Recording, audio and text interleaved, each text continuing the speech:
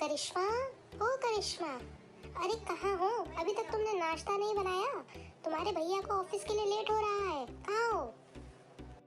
हाँ भाभी, बस अभी बनाती हूँ। करिश्मा, करिश्मा, कल को तुम्हें पराए घर जाना है। वहाँ पे भी जाकर ऐसा ही ढीलापन दिखाओगी तो लोग क्या कहेंगे कि माँ और भाभी ने कुछ सिखाया नहीं है तुम्हें। और तुम्हारी वो दो बहनें कहाँ हैं? वो भाभी, रेशमा तो अभी मार्केट गई है और मनीषा भी सो रही है। क्या? सुबह के 8 बज रहे हैं और ये महारानी अभी तक सो रही है? चलो तुम जल्दी से जाके नाश्ता बनाओ, तुम्हारे भैया को लेट हो रहा है। बताओ, अभी तक सो रही है महारानी। आज तो मैं इनकी माँ को सारी बातें बता के रहूंगी। माँ जी, देख रही हो अपनी बेटियों के तौर तरीके? क्या हुआ बहू, सुबह सुबह क्या कर दिया मेरी बेटियों ने?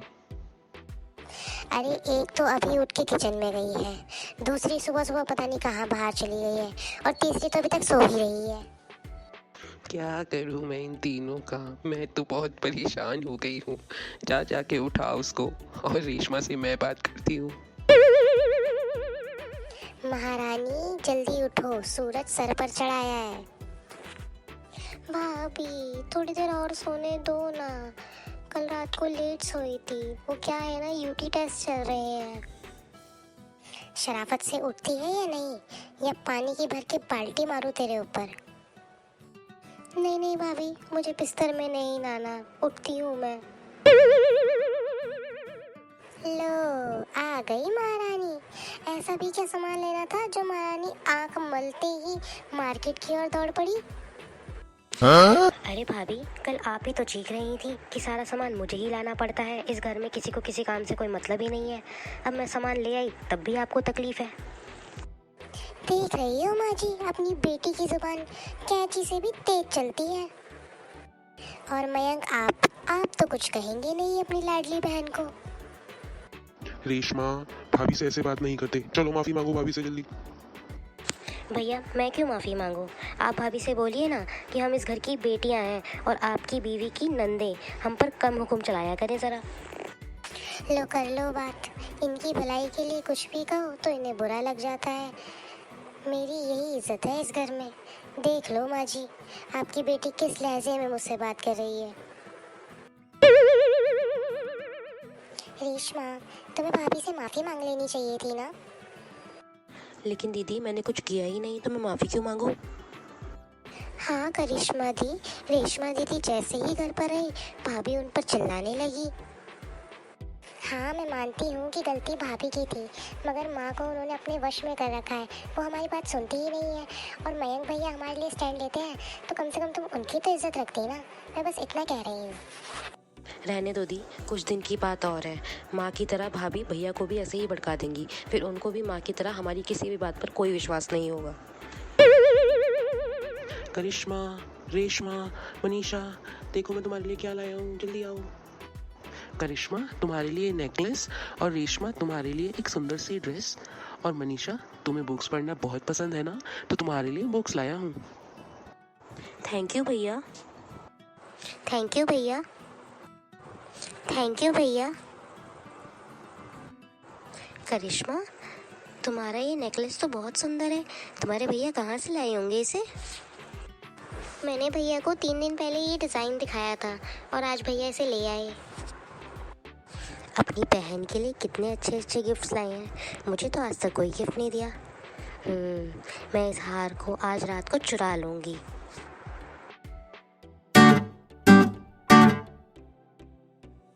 माँ, हाँ बेटा बोलो। वो करिश्मा और रेशमा के लिए एक अच्छा रिश्ता आया है। वो लोग कल इन दोनों को देखने के लिए आ रहे हैं। आप और सविता मिलके सारी तैयारियां कर लेना, ठीक है माँ? अरे इन दोनों बहनों की शादी हो जाएगी तो घर का और बाहर का काम कौन करेगा? मनीषा तो एक नंबर की कामचोर है, उससे तो कोई उम्मीद लगाना बेकार है। मुझे इस शादी को रोकना पड़ेगा। तैयार हो गई तुम दोनों? देखो दोनों लड़के बहुत अच्छे हैं, तुम उनके सामने अच्छे से बिहेव करना। मैं नहीं चाहता कुछ भी गड़बड़ हो। और अपनी भाभी से लड़ने मत लग जाना। और करिश्मा, वो नेकलेस पहन लो जो मैं तुम्हारे लिए लाया था। भैया वो नेकलेस मैं बहुत दिनों से ढूंढ रही हूँ, बट वो मुझे कहीं मिल ही नहीं रहा है। क्या तुमने वो नेकलेस खो दिया? तुम्हें पता भी है वो कितना महंगा था? तुम एक काम भी ठीक से नहीं कर सकती क्या? अरे वाह बहन जी, आपकी दोनों बेटी बहुत सुंदर है, हमें आपकी दोनों बेटियां पसंद हैं। जी जी बहन जी, तो फिर हम बात आगे बढ़ाते हैं। जी बहन जी, क्यों नहीं, लेकिन हम पहले कुंडली मिलवा लेते हैं, क्योंकि मैं और मेरे पति इन सब में थोड़ा ज़्यादा विश्वास रखते हैं। जी जी बिल्कुल बिल्कुल। ये लीजिए पंडित जी, आपको करिश्मा की कुंडली ऐसी बनानी है जिसमें दोष के अलावा और कुछ भी ना हो। आप समझ गए मेरी बात? हाँ बेटा, मैं समझ गया। बस पंडित जी आते ही होंगे, फिर हम आगे की बात तय करते हैं। जी बहन जी, सब ठीक ही होगा। कुछ ठीक नहीं है इस बच्चे की कुंडली में। गुण से ज्यादा तो दोष हैं। गुण तो ढूंढने ढूंढने पे भी नहीं मिल रहे हैं। क्या हुआ पंडित जी? इस कन्या की कुंडली में दोष के अलावा और कुछ नहीं है। माफ़ कीजिएगा बहन जी, लेकिन ये शादी नहीं हो सकती। मैंने आपको पहले ही कहा था, मैं और मेरे पति इस चीज़ में सब कुछ मानते हैं, इसलिए ये शादी तो नहीं हो सकती। मगर बहन जी सुनिए तो सही। चलो, एक का तो रिश्ता तोड़वा दिया, अब दूसरी की बारी। मैं कौन बोल रही हूँ कौन नहीं, आपको इससे मतलब नहीं होना चाहिए। मैं बस आपका भला चाहती हूँ, और मैं आपको बताना चाहती हूँ कि रेशमा का 2 साल से अफेयर चल रहा है। बाकी आपकी मर्जी है। अब आएगा मज़ा। रेशमा, जल्दी आओ। जी भैया, क्या हुआ? आप इतने गुस्से में क्यों हो? तूने तो आज हमारी नाक कटा दी। कौन है वो लड़का, और हमें क्यों नहीं बताया जब तुम्हें कोई पसंद था तो? भैया, माँ, आप ये कैसी बातें कर रहे हो? ऐसा कुछ भी नहीं है। तो तेरे ससुराल वालों को किसने फोन किया, बता। माँ, मैंने कहा ना कि मुझको नहीं पता, तो फिर आप मेरे पीछे क्यों पड़े हो? अगर कोई लड़का होता तो मैं आपको बता देती, जब नहीं है तो कहाँ से लाऊं? मैं तो पहले ही कह रही थी इसकी लगाम खींच कर रखो, लेकिन मेरी सुनता ही कौन है यहाँ।